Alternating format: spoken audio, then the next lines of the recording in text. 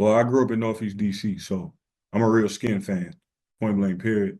And I was just telling somebody when I was growing up, uh, Trent Williams was on the team and Jordan Reed, and then I got to be teammates with them guys my rookie year. For me to be able to be on this team now is a full circle moment for me. And I know a lot about the transformation, man. It was in the blink of an eye. It's like you go from zero to hero. You know what I mean? And that's all I'm about. That's kind of my life. And I can't wait to thrive with these guys, man. I feel so blessed, and I'm so happy to be here. Shoot, my whole family here. One of Washington's biggest signings thus far in free agency has been defensive lineman Javon Kinlaw. Now, when you first immediately hear that Washington signed Javon Kinlaw, I'm sure every Commanders fan was like, what? And that reaction was not because of us addressing the defensive line. Clearly, that was a need headed into this offseason once we got rid of Jonathan Allen, and we still don't have any edge rushers that we truly love. So addressing the defensive line wasn't the cause for the reaction. It was the specific player. That's just being brutally honest. When we look at these players this offseason, Javon Kinlaw never came up on my radar, or I'm pretty sure 80% of Commanders fans' radar. However, the Washington Commanders inked a new 3-year deal worth $45 million with Kinlaw, and this is a huge risk that Adam Peters is taking, but definitely could pay out if he pans out. Let's talk about it. The way that we live is not for everybody. Nah, that ain't it, y'all. How do you think the rest of Jaden Daniels' career is going to go? If we're, 6, 7 games into Jaden Daniels' career, and he's already milking injuries? Like, stop saying my name, you dick riding bastard.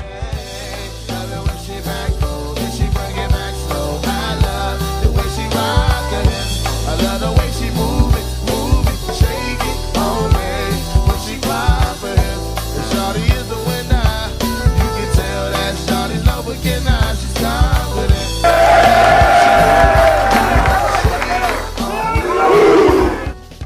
What's good, y'all? It's your man Juan Gotti here. Before we get into today's video, I want you guys to do me a favor, subscribe to my fitness channel as I'm documenting my journey from fat to fit. Link down below in the description. Javon Kinlaw is a former first-round pick of the San Francisco 49ers, and he spent some time with the New York Jets as well. But if I ask you what's one key memory that you remember from his NFL career thus far, I guarantee you it's not because of his on-field play. Stop making it seem like I came about you at a cowardly way. I came at you man to man, brother. Put some respect on my name, bro. You don't know me. You don't know where I'm from, bro. Put some respect on my name, brother. I'm a man just like you. Javon, you're going to come here on my channel and tell me what to say and what not to say? Yeah, I remember that dispute like it was yesterday. Grant Cohen and Javon Kinlaw got into it. It took the NFL media and internet by storm.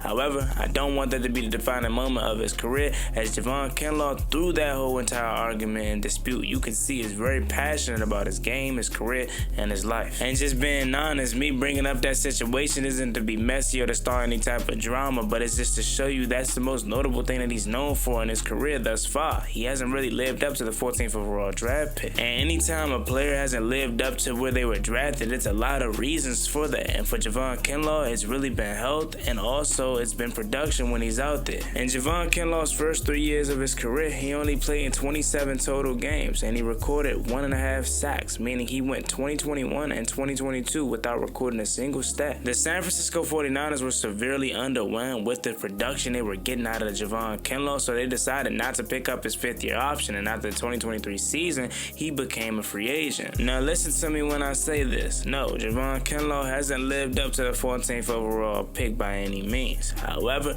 you look at the 2023 season, and that was the start of consistency for the first time in his NFL career. For the first time in his NFL career, Kinlaw played in all 17 games, and he recorded 3.5 sacks, 13 solo tackles, 12 assisted tackles, and 4 tackles for loss with 6 QB hits. Although he was coming off the best season of his career, the San Francisco 49ers allowed him to walk in free agency as they did not pick up his 5th-year option. He landed with the New York Jets. And remember I said the word consistency? Well, that continued there in New York. For the second time in his career and in back-to-back seasons, Javon Kinlaw played in 17 games, and he started in all 17 games for the first time in his career.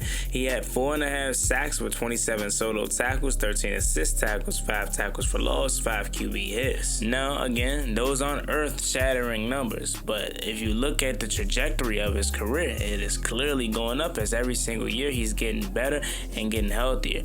Now, the New York Jets allowed him to walk in free agency, and the Washington Commanders decided to give him a bag on a 3-year contract extension worth $45 million. Now that we know a little bit of Javon Kinlaw's background, let's talk about why the Washington Commanders took a chance on him and how he may fit here in Washington. Well, first, the obvious reason why they took a chance on him is because Adam Peters is the general manager. Adam Peters was a part of the staff there in San Francisco that drafted Javon Kinlaw. So if there's anybody that knows the real Javon Kinlaw, it is Adam Peters. And that's the real reason why I have confidence in this move, because Adam Peters has deep ties to Javon Kinlaw. It's not because I'm a Washington Commanders diehard fan and I love everything they do, or I'm a Washington Commanders glazer. It's simply because I'm trusting my general manager. Adam Peters has not done anything wrong thus far but lead us to the NFC Championship, so who am I to question any moves that he's making? Adam Peters has a track record of signing guys when their careers are trending upwards, so it may not be the biggest name, and it may be initially leaving you as a fan with who? What? Who is that? Why did we sign him?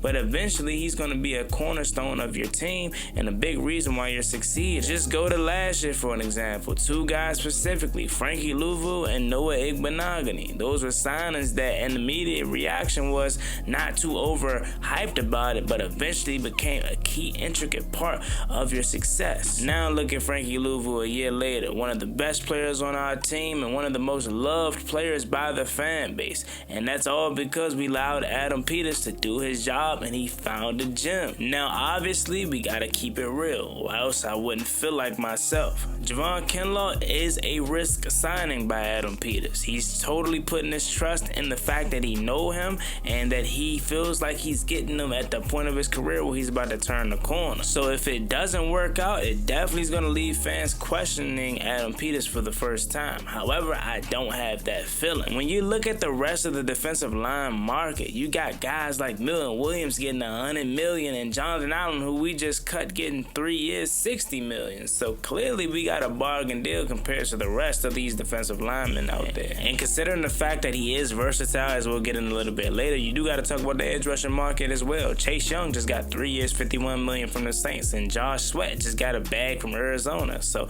if you guys haven't picked up on Adam Peters' philosophy, he's not into overpaying for guys, but instead going to find guys that no one looks to take a chance on and turn them into a beast. And a big reason why we decided to take a chance on Javon Kinlaw is he has the perfect mixture of veteran presence and age. He's 27 years old, so he had an opportunity to get younger, but also have a guy that has some tread on the tires, not as much as he should because he hasn't played as much as he should, but he has played enough to have that experience. And now you pair him up with Daron Payne along with Jerzon Newton and Dietrich Wise in the defensive line room. This seems like a complete overhaul. Also, Eddie Goldman. Man, we've completely overhauled the interior defensive line room, and that is a good thing because we were getting the ball ran all over us last year. Now we have the perfect mix of young talent like Jerzon Newton, young talent but has the veteran experience like a Daron Payne and a Javon Kinlaw, and you have the flat-out veterans in Dietrich Wise and Eddie Goldman. Now again, you're probably questioning what specifically does he bring as an on-field addition to the Washington Commanders defensive line room. Now I'm going to tell you, he brings versatility, size, explosion, and speed all in one. He has the ability to finally create some interior pressure that has been lacking for years, and he also has the ability to line up on the edge and set that physical presence out there. Remember, Joe Witt Jr. did that same exact thing with Daron Payne last year, so he's not afraid to make that switch. And after thinking about it as I'm recording this video, as much credit as I want to give Adam Peters for this signing, I think Joe Witt Jr. had his hands all over this one as well. And as we know about Joe Witt Jr., he simply doesn't want to be a schematic genius and have to scheme up different kind of looks to get pressure on the quarterback or have this inverted kind of look. He doesn't want to play like that. Can he be that genius and can he be tricky like that? I'm sure he can. But Joe Witt Jr. is a very simple guy. He wants to put out his 11 best players and rely heavily on his personnel. Why do you think it took him so long to adjust to getting safety help over the top? Because he's like, man, hell nah. I want to rely on my cornerbacks to be able to stop these receivers. And with the defensive line unit, he wants to rely heavily on those guys interiorly. That's why he was highly critical of Jonathan Allen and Daron Payne last year and calling them out when they weren't performing, because he simply wants to rely on his guys. That's probably why we have 4 to 5 new defensive linemen coming in this year. Now, realistically, it's just 3 with Dietrich Wise, Javon Kinlaw, and Eddie Goldman coming in, but I'm counting Johnny Newton in that mix too, because that young fella still ain't play as much as he's about to now. But in all seriousness though, if you can't tell, Adam Peters made this move solely off of potential and trajectory. Obviously, you're not going to go out and get a Javon Kinlaw if you don't think he has any type of upside, because clearly his stats that he's already put up has not warranted for 3 years, 45 mil. But again, if you need some reassurance or you need some more trust in Adam Peters for whatever reason, you still may not trust him, just look back at last year's free agency class. The 2 guys that I look at the most, Frankie Louvu and Noah Igbenogany. Tyler Biadasz as well. Like, we signed these guys based off of what they are going to be, not what they were at their previous stop. We were severely undersized last year in the defensive line room. Jonathan Allen is like 270, same with Jerzon Newton. Now you're bringing Javon Kinlaw, Eddie Goldman, and you got Daron Payne. That's all 300+ pound guys in that defensive line room. And specifically for Javon Kinlaw and Daron Payne, these are 300+ pound guys, but they have the explosion and ability to create interior pressure that has been lacking for years now. And when it comes to Dietrich Wise, he's not quite 300+ pounds, but hearing from Patriots fans, he was a very, very good run stuffer, and he's a captain of the defense as well. And another thing about Javon Kinlaw's contract is you can get out of it after the 2nd year. So if he's not living up to the 3 years, $45 million at that time, bye-bye. You'd rather have that, or would you rather pay Jonathan Allen $60 million or Milton Williams $104 million, man? Come on, Slim. AP know what he doing. So there you have it. This video was simply made to encourage you about the Javon Kinlaw signing, get you some insight on what we potentially could be getting, and also to trust Adam Peters. Don't allow your feelings and March about a signing make you turn on a guy before he even gets to play and show you what he's capable of in September, October. So that being said, as always, being boy Juan Gotti, make sure you like, comment, and subscribe to the channel. We're on the road to 9,000 subscribers, so we greatly appreciate it if you can reach that goal as soon as possible. Thank you so much. Y'all have a blessed one. Stay safe. Be easy out there. Peace. Ballin' like I'm Deshaun, throw the bomb, G. That's IG, my jersey never seen a lawn.